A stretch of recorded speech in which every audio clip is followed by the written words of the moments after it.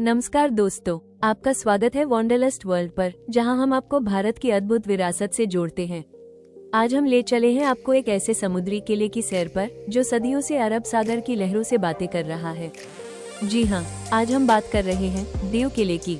Round पुष्पिन video को पूरा देखें और अगर आप इतिहास में रुचि रखते हैं तो अभी लाइक, शेयर और सब्सक्राइब जरूर करें।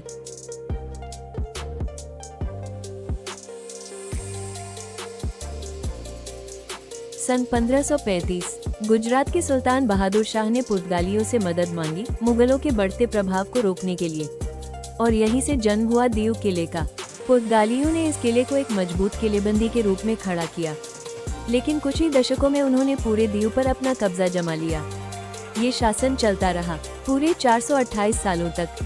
1961 में इसे भारत में शामिल किया गया, आजादी की दूसरी लहर के साथ। दीव किला तीन तरफ से समुद्र से घिरा है, एक तरफ सुरक्षा और दूसरी तरफ सुंदरता का संगम। मोटी पत्थरों की दीवारें, ऊंचे बुर्ज, पुरानी तोपें, हर कोना मानो कहता हो मैंने इतिहास को जिया है। यहाँ है अंधेरी सुरंगें, जल टंकियां, सैनिकों के लिए विश्राम गृह और समुद्र के ठीक किनारे बना एक ऊंचा लाइट हाउस।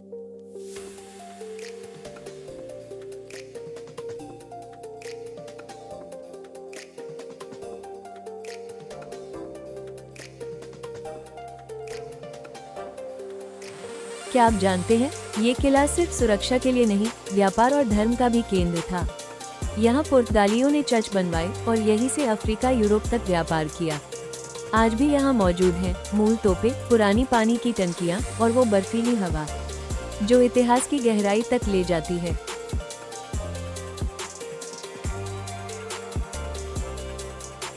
आज ये किला भारतीय पुरातत्व विभाग द्वारा संरक्षित है। सैलानी यहाँ हर साल हजारों की संख्या में आते हैं। यहाँ का शांत माहौल, फोटोग्राफी के लिए परफेक्ट लोकेशन और समंदर के किनारे से दिखता सूरज यादें बनकर दिल में उतर जाता है।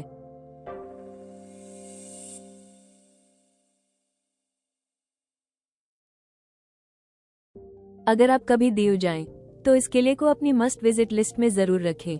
सुबह या सूर्यास्त का समय चुनें, जब समुद्र की लहरें दीवारों से टकराती हैं और इतिहास आपके सामने जीवित हो उठता है।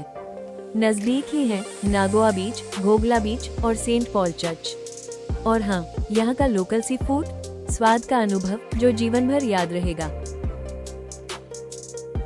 ये किला पुर्तगालियों के भारत में अंतिम ठिकानों में से एक था। किला सूर्यास्त के समय बेहद खूबसूरत दिखता है और यह फोटोग्राफरों के लिए स्वर्ग है। किले की एक सुरंग समुद्र के नीचे से एक छोटे टापू तक जाती थी, जिसे अब बंद कर दिया गया है।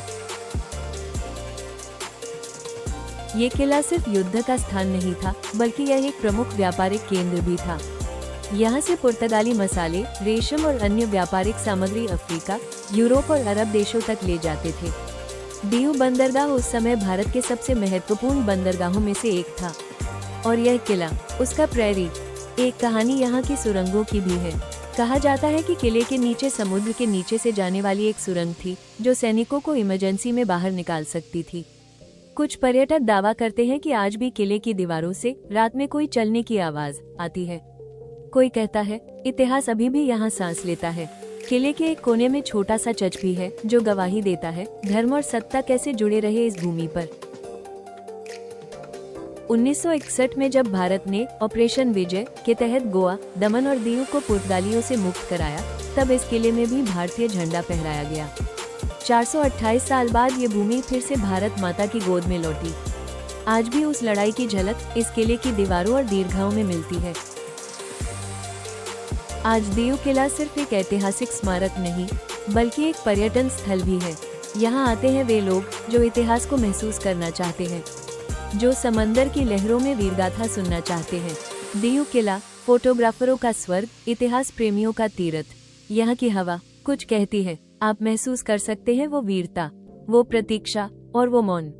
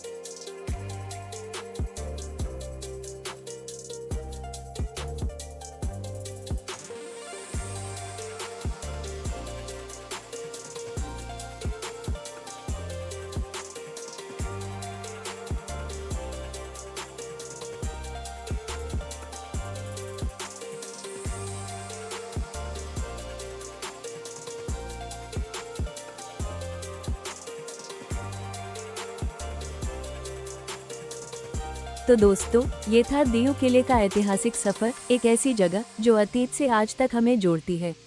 अगर आपको ये यात्रा अच्छी लगी हो तो अभी लाइक का बटन दबाएं, वीडियो को शेयर करें अपने दोस्तों और परिवार के साथ, और हमारे चैनल को सब्सक्राइब जरूर करें ऐसी और ऐतिहासिक यात्राओं के लिए।